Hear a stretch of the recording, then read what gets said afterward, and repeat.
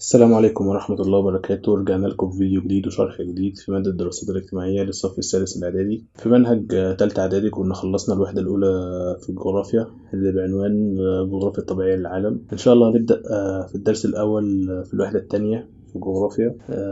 الوحدة التانية في الجغرافيا جاية بعنوان جغرافيا سكان العالم. ويا ريت قبل ما نبدأ شرح ما تنسوش تعملوا لايك للفيديو ومشاركة واشتراك في القناة. نبدأ بقى ونشرح أول درس في الوحدة التانية، ويجي الدرس الأول اللي بعنوان السلالات البشرية في العالم. احنا هنتكلم في الدرس ده عن السلالات البشرية في العالم. طب عايزين بقى نعرف يعني ايه سلالات بشرية. قال لك بقى يا سيدي السلالات البشرية دي مجموعة من البشر شبه بعض في صفاتهم الجسمية الخارجية، يعني الشكل الخارجي، يعني شبه بعض من بره الشكل الخارجي. يبقى السلالات البشرية مجموعة بشرية تتشابه في صفاتها الجسمية الخارجية، زي ما قلنا يعني الشكل الخارجي. طب ازاي بقى نشأت السلالات البشرية دي؟ اقول لك ان في اواخر عصر اسمه عصر البلايستوسين. عصر اسمه ايه؟ البلايستوسين. في اواخر العصر ده الانسان انتشر في قارات العالم، وبدأ ان هو يستقر في بيئات مختلفة، وبدأت البيئات دي تؤثر فيه، والإنسان بدأ هو كمان يؤثر في البيئات دي. ومن هنا بدأت تظهر اختلافات في الصفات الوراثية بين البشر، زي اختلافهم في لون البشرة وفي حجم الرأس وطول القامة وشكل العين والأنف. ومن هنا ظهرت السلالات البشرية اللي قلنا معناها ايه؟ مجموعة بشرية تتشابه في صفاتها الجسمية الخارجية، يعني الشكل الخارجي. طب السلالات البشرية دي بينقسموا لثلاث سلالات رئيسية. ايه هما؟ أول سلالة معانا وهي السلالة الكوكازية، ودول نسبتهم في العالم حوالي 50% من سكان العالم. والسلالة التانية اسمها السلالة المغولية، ودول نسبتهم 40% من سكان العالم. والسلالة التالتة والأخيرة معانا هي السلالة الزنجية، ودول نسبتهم حوالي 10% من سكان العالم. وهنبدأ بقى نتكلم بالتفصيل على كل سلالة ونعرف مميزات كل سلالة وأماكن انتشارها. ونبدأ معانا بالسلالة الزنجية اللي عرفنا إن نسبتهم حوالي 10% من سكان العالم. طب إيه بقى مميزات السلالة دي؟ أقول لك مميزات السلالة الزنجية هي البشرة الداكنة، البشرة الغامقة، والأنف العريض، والشعر الأجعد، الشعر الخشن، والشفاه الغليظة. يبقى مميزات السلالة الزنجية: 1. البشرة الداكنة، 2. الأنف العريض، 3. الشعر الأجعد، 4. الشفاه الغليظة. طب عرفنا بقى مثل مميزاتها، عايزين نعرف بقى أماكن انتشارها وبتبقى فين السلالة دي. قال لك إن السلالة الزنجية دي بتتركز بالتحديد في قارة أفريقيا، وتحديد أكتر كمان بالقرب من دائرة الاستواء. وهنلاقي إن قارة أفريقيا فيها حوالي 75% من زنوج العالم. ومش بس كده، لا ده 70% من سكان أفريقيا من السلالة الزنجية. يبقى بديهي كده أكبر قارة تتركز فيها السلالة الزنجية هي قارة، مش محتاجة، هي قارة أفريقيا. طب السلالة الزنجية موجودة في حتة تانية يا مستر؟ أقول لك أيوه. تقول لي فين؟ أقول لك موجودة في آسيا، وبالتحديد كمان في جنوب شرق الهند، وموجودة كمان في استراليا، ده كمان موجودة في أوروبا. ودلوقتي أعدادهم بتزيد كل يوم، وبيحصلوا على الجنسيات الدول دي اللي هي الدول الأوروبية، وموجودين برضو في الأمريكتين اللي هي أمريكا الشمالية وأمريكا الجنوبية. وزمان كان عدد كبير من الزنوج بيتعرضوا للهجرة، اسمها الهجرة القسرية، اللي هي الهجرة الإجبارية، اللي هي الهجرة الغصب عنهم، وده للعمل في مزارع القصب والسكر اللي الأوروبيين في الوقت ده كانوا عملوها في الأمريكتين، وكانوا بيعاملوا الزنوج ساعتها على انهم عبيد وخدم. يبقى عرفنا ان افريقيا فيها 75% من زنوج العالم، وان الزنوج بيمثلوا 70% من سكان افريقيا. ما تتلخبطوش في دي، افريقيا فيها 75% من زنوج العالم، وان الزنوج بيمثلوا 70% من سكان افريقيا. وعرفنا ان السلالة الزنجية موجودة فين برضو؟ زي ما قلنا البديهي افريقيا، وموجودة في اسيا، وفي تحديد في جنوب شرق الهند، وفي استراليا كمان. وعرفنا ان اعدادهم بدأت تزيد في اوروبا وفي الامريكتين كمان، وكانوا الاوروبيين في الماضي زي ما قلنا بيبيعوهم، وكانوا بيعاملوهم معاملة العبيد، وكانوا بيودوهم الامريكتين عشان يعملوا في مزارع قصب السكر والقطن اللي هم كانوا عاملينها في الوقت ده. طب السلالة الزنجية ليها فروع؟ اقول لك ايوه، والمطالب منك تبقى عارف اسامي الفروع دي، حافظهم. طب ايه الفروع دي او الاقسام دي؟ اقول لك في قسم اسمه الزنوج السودانيون، وفي قسم تاني اسمهم النيليون الحاميون، النيليون الحاميون، وفي قسم ثالث اسمه البانتو. ايه الاسم ده؟ البانتو. مجموعة البانتو دي دول مجموعات بشرية زنجية بيعيشوا على طول الحدود في كذا دولة، زي كينيا واوغندا وكونغو ونيجر. المهم ان انت تبقى عارف اسمهم اللي هم ايه؟ البانتو. وفي كمان قسم تاني من السلالة الزنجية اسمهم البوشمان، ودول بيعيشوا في التحديد في جنوب غرب افريقيا. وفي قسم كمان اسمه الهوتونتوت، الهوتونتوت هو اسمه كده، هو قسم اسمه كده، اسمه غريب، الهوتونتوت. وفي قسم سادس معانا هم الأقزام. يبقى عرفنا إن السلالة الزنجية ليها أقسام. طب إيه هم؟ 1 الزنوج السودانيون، 2 النيليون الحاميون، 3 البانتو، 4 البوشمان، 5 الهوتنتوت، 6 الأقزام. دي السلالة الزنجية. نبدأ بقى نتنقل على السلالة التانية وهي السلالة المغولية. طب عرفنا بقى كل سلالة بنتكلم على مميزاتها وأماكن انتشارها وأقسامها وكده. نبدأ بمميزات السلالة المغولية. قال لك أول ميزة في مميزات السلالة المغولية هي البشرة الصفراء. البشرة الصفراء.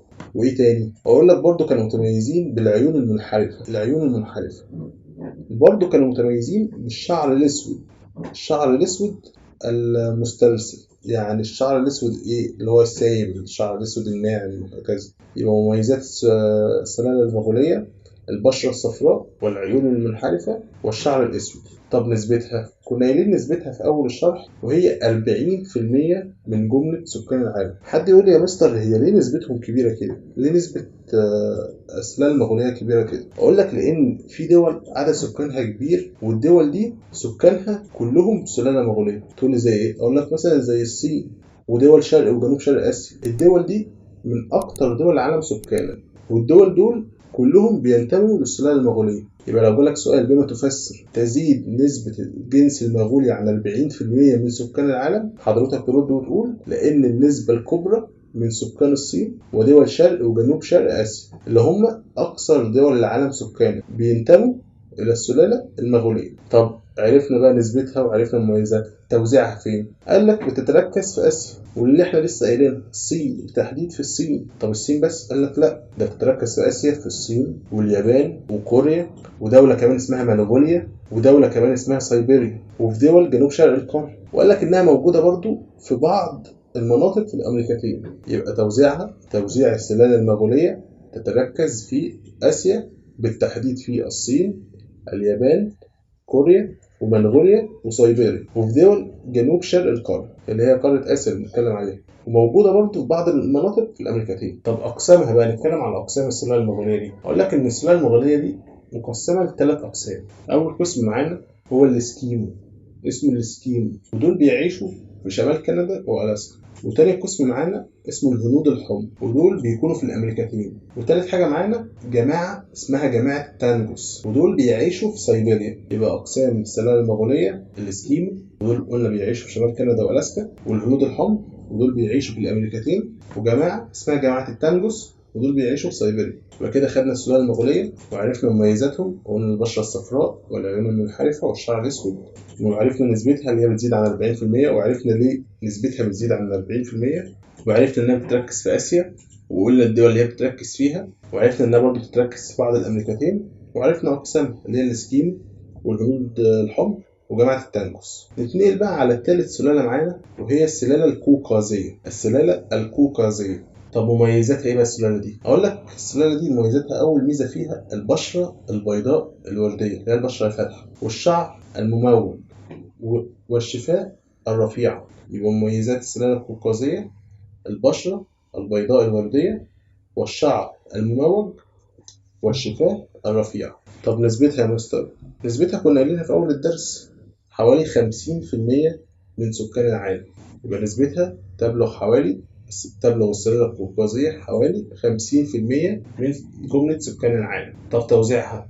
قالك إن السلالة القوقازية دي بتنتشر في كل قارات العالم، في أوروبا بقى وأمريكا الشمالية وأمريكا الجنوبية وأستراليا وآسيا وفي أفريقيا بيتركزوا بالذات في شمال الصحراء الكبرى في الدول العربية اللي هم مصر وليبيا وتونس والجزائر والمغرب. يبقى توزيع السلالة القوقازية بتنتشر في كل قارات العالم، في أوروبا وأمريكا الشين وأمريكا جيم وأستراليا وآسيا. وفي أفريقيا تتركز قلنا شمال الصحراء الكبرى اللي هي الدول العربية مصر وليبيا وتونس والجزائر والمغرب. طب أقسام السلالة القوقازية دي؟ قال لك أول قسم من أقسام السلالة القوقازية هي مجموعة سكان حوض البحر المتوسط. والمجموعة دي اللي بينتمي لها العرب، وكذلك عدد كبير من سكان جنوب أوروبا. يبقى أول واحدة مجموعة سكان حوض البحر المتوسط، وده بينتمي ليها العرب وعدد كبير من سكان جنوب أوروبا. طب تاني قسم معانا قال لك تاني قسم معانا اسمهم المجموعة القلبية. المجموعة القلبية ودول سكان غرب ووسط أوروبا. يبقى تاني قسم معانا المجموعة القلبية ودول سكان غرب ووسط أوروبا. تالت مجموعة والأخيرة معانا هي المجموعة النوردية الشمالية. المجموعة النوردية الشمالية ودي بينتمي ليها معظم سكان دول شمال أوروبا. يبقى تالت قسم وآخر قسم معانا المجموعة النوردية الشمالية، وقلنا بينتمي ليها معظم سكان دول شمال أوروبا. يبقى آخر سلالة معانا هي السلالة القوقازية، وعرفنا مميزاتها، قلنا البشرة البيضاء والشعر متموج والشفاه رفيعة، وعرفنا نسبتها، قلنا خلاص يا مستر 50% من جملة سكان العالم، وعرفنا توزيع عنها في كل قارات العالم. وفي قارة أفريقيا بتركزوا شمال الصحراء الكبرى اللي هي الدول العربية اللي هم مصر وليبيا وتونس والجزائر والمغرب. خلاص يا مستر عرفناها. طب أقسامها عرفنا إن هم 3: مجموعة سكان حوض البحر المتوسط وده اللي بينتمي لهم العرب وعدد كبير من سكان جنوب أوروبا، والمجموعة القلبية ودول سكان غرب ووسط أوروبا، والقسم الثالث المجموعة النوردية الشمالية وده بينتمي ليهم معظم سكان دول شمال أوروبا. طب دلوقتي بقى نتكلم عن السلالات في الوقت الحاضر. وقال لك إن دلوقتي في السلالات في الوقت الحاضر مش هتلاقي في العالم سلالات نقية إلا بعض المجتمعات البدائية اللي ممكن تلاقي فيها سلالة نقية. طب ليه مش هلاقي في العالم دلوقتي سلالات نقية؟ لأن العالم كله دلوقتي بقى فيه اختلاط وفيه انصهار في السلالات. الاختلاط ده أدى إن ممكن تلاقي حد من السلالة الزنجية يتجوز حد من السلالة القوقازية وهكذا. فبقى السلالات قليل أوي ما تلاقي سلالات نقية، بقى في اختلاط في الصفات الطبيعية اللي كانت بتميز كل سلالة عن الأخرى. طب هو في سلالات نقية في الوقت الحاضر يا مستر؟ أقول لك أيوه، بس دول عددهم قليل. طب زي إيه؟ أقول لك زي سكان غابات حوض الكونغو وصحراء كالهاري في أفريقيا، ودول سلالات زنجية وبيتميزوا بقصر القامة، ودول ما اختلطوش بغيرهم من السلالات بس بيعيشوا في مجتمعات بدائية وفي طريقهم كمان للانقراض. وفي كمان الاسكيم ودول زي ما قلنا اتكلمنا عليهم سلالة مغولية بيعيشوا في صحراء التندرا الباردة في شمال كندا.